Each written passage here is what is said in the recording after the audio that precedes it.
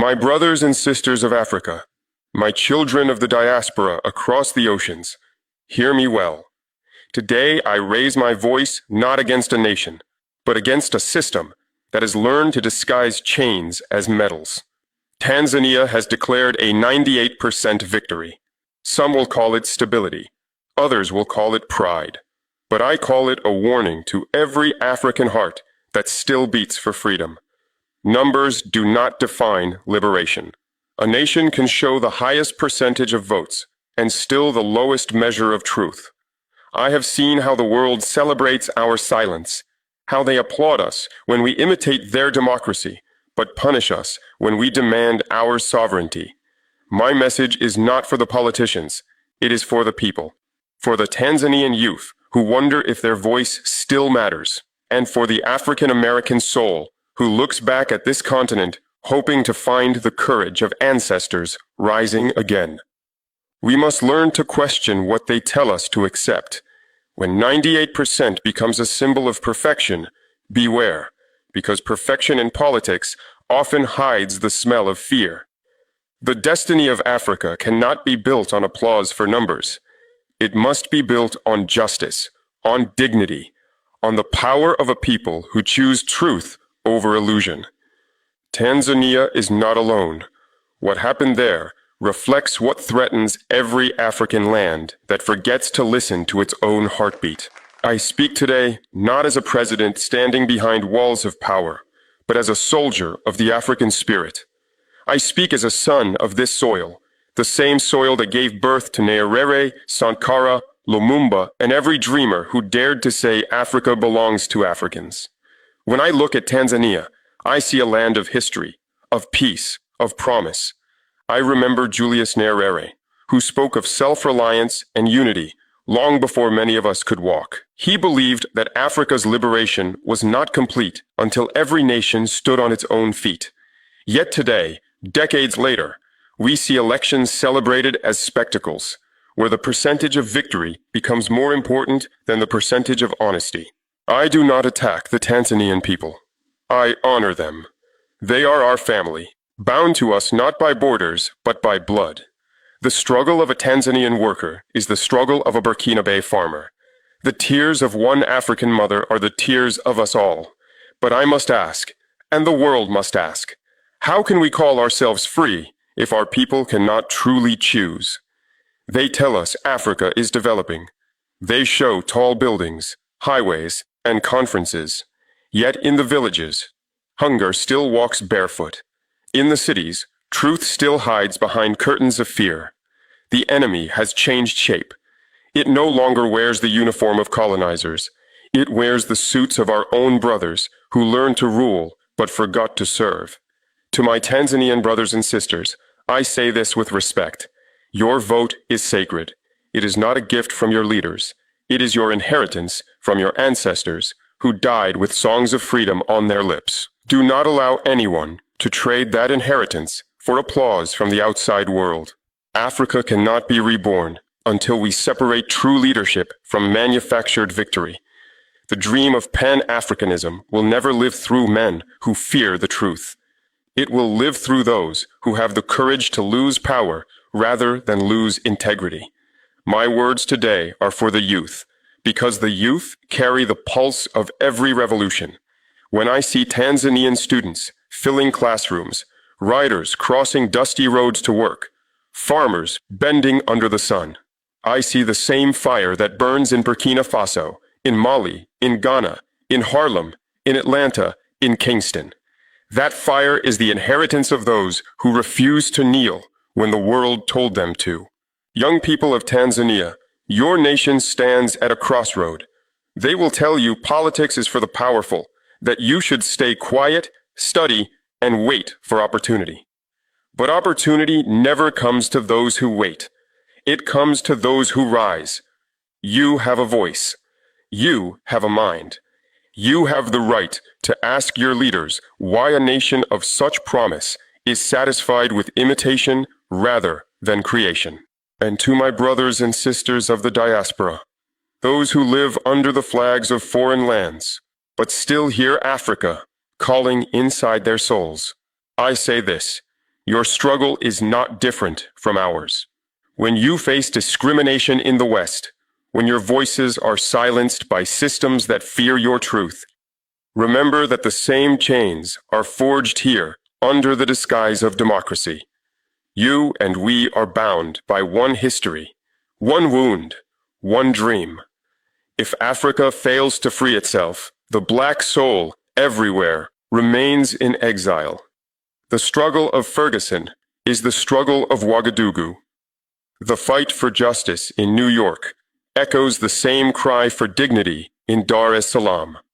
We are one family, scattered by design, divided by borders, and weakened by lies. That is why when Tanzania claims a 98% victory, I ask not about the number, but about the conscience behind it. I ask if the youth believe it. I ask if the streets feel it, because no statistic can hide the silence of a betrayed people. Our continent has known too many victories that buried the truth. We danced for independence, only to wake under new masters wearing African faces. We celebrated democracy, only to discover it was scripted. We must stop mistaking performance for progress. Young people, you are not too small to change a system. Remember, every empire begins to fall when the youth stop fearing it. You must read, organize, question, and act. When they tell you politics is dirty, understand they say so because they want to keep it for themselves. The day the African youth, at home and abroad, speak the same language of unity, no government, no foreign power, no manipulation will silence them again. Leadership is not a throne. It is a burden carried on the shoulders of those who love their people more than themselves. I have seen too many men wear the title of leader while they served only their pride. They speak of unity while feeding on division. They speak of progress while selling their nations to those who once enslaved us. When I look at Africa today, I see two kinds of leaders. The first are those who rule for applause, who seek validation from the same powers that once conquered us. They measure their success by how often they are invited to foreign tables. The second are those who stand alone, rejected by the West, misunderstood by their own elites, but remembered by the people. I choose to stand with the second. Pan-Africanism was never about slogans. It was about the courage to say no to exploitation, no to dependency, and no to hypocrisy. Yet today, many have turned it into decoration, something to mention on Independence Day, but ignore every other day. How can we claim to honor Nkrumah and Nyerere if we fear to tell the truth they died for? Tanzania once gave Africa a voice of integrity. Julius Nyerere stood for justice and collective strength. He believed no African nation should rise alone while its neighbors remained in chains. He built schools, he spoke truth, and he refused to kneel to imperial pressure. That was the Tanzania the world respected. But what do we see now? A country where elections claim perfection and dissent is silenced in the name of peace. I say this not to condemn, but to awaken. For the disease that infects one African nation will soon spread to the others. When truth is strangled in Dar es Salaam, it suffocates also in Ouagadougou. When people lose faith in justice in Tanzania, the echo reaches Ghana, Nigeria, and South Africa. We are one body, and a wound in one part weakens the whole. My message to the presidents of Africa is simple. Lead your people, do not manage them. Respect your citizens. Do not manipulate them. The power you hold belongs to them. The flags you wave are sacred because they were baptized in the blood of freedom fighters. Do not betray that legacy for temporary comfort or foreign praise. If a nation wins 98% of votes, but loses the trust of its people, that nation has lost everything. Real leadership begins when you dare to be questioned, when you protect the truth, even if it costs you your crown. Africa does not need rulers who pretend to be gods. Africa needs servants who are not afraid to be men. Until we understand that, Elections will remain ceremonies of illusion, and our independence will remain incomplete. To every African leader who hears my voice, understand this truth. The people are not blind. They are patient. They may keep silent for a season, but silence is not surrender. One day, the same citizens you ignore will rise like a storm you cannot contain. History has already shown us this truth, yet some continue to behave as if the old ways will always protect them. Look at what is happening across our continent. In West Africa, the youth are no longer asking for permission to speak. They are demanding a new order built on honesty and courage. In East Africa, the spirit of Nyerere still whispers through the streets of Dar es Salaam. Even if you silence voices, you cannot silence conscience. Tanzania's election is not an isolated event. It is a mirror reflecting a deeper problem across Africa, a fear of accountability. Too many governments have replaced service with self-preservation. They have learned how to build walls around truth and call those walls stability. But no wall can hold forever against the wind of awakening. My brothers and sisters in power, you must choose now to be remembered as builders of nations or as gatekeepers of deception. The people do not belong to you. You belong to the people. When you hold office, you hold the trust of generations. Do not trade it for applause from those who once colonized your land and now colonize your mind. And to the African diaspora, those in the streets of Chicago, London, Kingston, and Paris, hear me well. Your struggle is not foreign to us. The same system that profits from your oppression profits from the weakness of our states. The same hand that robs your dignity abroad steals our wealth here at home. That is why your awakening must join with ours. We must rebuild the bridge between the continent and its scattered children. The enemy fears that bridge more than any army, because when the African in America and the African on the continent begin to think together, act together, and invest together, no empire can divide us again. Tanzania's 98% victory should awaken all of us, not just as a number, but as a lesson. It shows how easily truth can be dressed in the clothes of success. We must learn to see beyond the numbers. We must read the language of the people's eyes, not the statistics written by those who fear them. Let this be Africa's turning point. Let the Tanzanian election remind us that freedom without honesty is only theater. Our liberation will not come from ballots alone, but from unity, integrity, and the courage to demand the truth even when the world tells us to stay quiet. I do not speak only to criticize. I speak because I still believe in the greatness of Africa. I believe that from the dust of disappointment, a new generation will rise, one that will not be defined by colonial borders or tribal divisions, but by purpose. Africa must no longer wait for others to write her story. It is time we take the pen back into our own hands. When I travel through Burkina Faso, I see faces that mirror the strength of Tanzania, Ghana, Kenya, and the Caribbean islands. The faces of people who have lost much but still believe in the sunrise. This faith, this endurance is our weapon. The world expects us to break, but we will rebuild. The world expects us to compete, but we will unite. My vision for Africa is simple.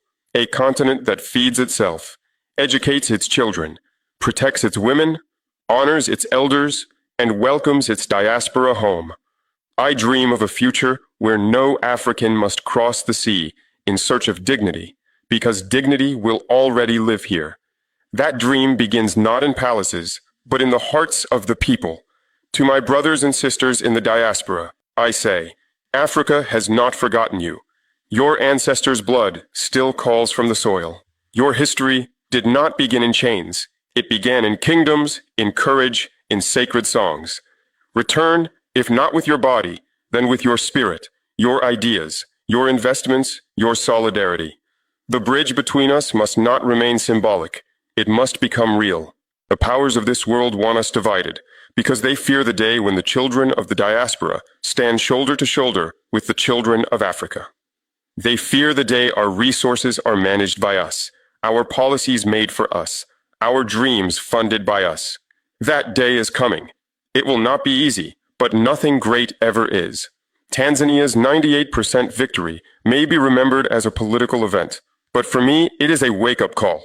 It tells me that we, as Africans, must redefine democracy for ourselves. Democracy is not a copy of the West. It is a reflection of our culture, our justice, our collective voice. It is not perfection in numbers, but perfection in sincerity. Let this message travel beyond Tanzania, beyond Burkina Faso, beyond every border drawn by those who once divided us. Let it echo in the streets of Chicago, in the markets of Lagos, in the villages of Malawi, in the alleys of Port-au-Prince. The age of awakening is here. And when history asks what we did in this time of deception, may it say, we chose truth. May it say, we chose unity. May it say, Africa rose again. My brothers and sisters, history is standing before us once again, asking the same question it has asked for centuries. Will Africa rise together, or will we keep falling apart one election at a time? I speak these words not with anger, but with purpose. The time has come to break the silence that has been sold to us as peace. Real peace is not the absence of noise. It is the presence of justice. When a government silences dissent and calls it stability, it is not building peace. It is building a prison with invisible bars. Look at Tanzania's 98% victory. Look at the celebration, the fireworks, the polished speeches. Behind the applause, I hear another sound. The heartbeat of a continent that is learning to see through the illusion. Africa is awakening. The people are no longer fooled by perfect results and empty promises. They are watching, learning, and remembering. I say to every leader across Africa, fear not your people. Fear only the day they no longer believe you. When a leader loses the trust of the people, no army, no propaganda, no election can save them. The power that builds nations comes from the ground, from the streets, from the farmers, teachers, mothers, and students whose sweat holds the land together. Serve them. Listen to them. Because they are the nation, not you. And to the diaspora, my family, spread across oceans and continents, your time of watching from afar is ending.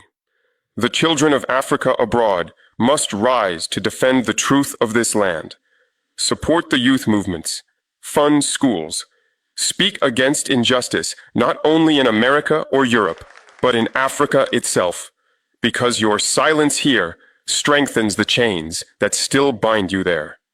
We must create our own future with our own hands. The world has had enough of our tears. Now it must witness our transformation.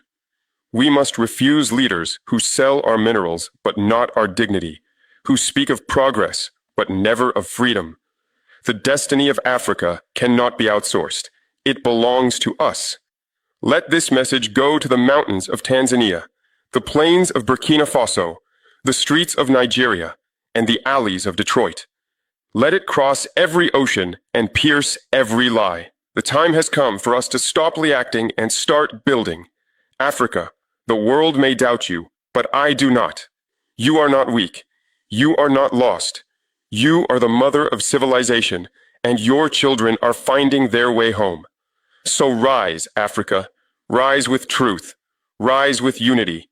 Rise with courage, for the chains of illusion are breaking, and the dawn of real freedom is near. When the dust of this generation settles, and our grandchildren ask what we did when truth was under siege, may they find our footprints carved in courage. Let them say we did not bow to numbers or surrender to fear. Let them say we chose the hard path of truth when the easy road of silence tempted us. I know the road ahead will not be smooth. Those who speak for freedom will be called rebels. Those who fight for dignity will be called threats. But remember this, every revolution begins with those who dare to believe the impossible. to Tanzania, to every African nation, and to the sons and daughters of the diaspora. Hear me now. Our time has come. No foreign voice will define us.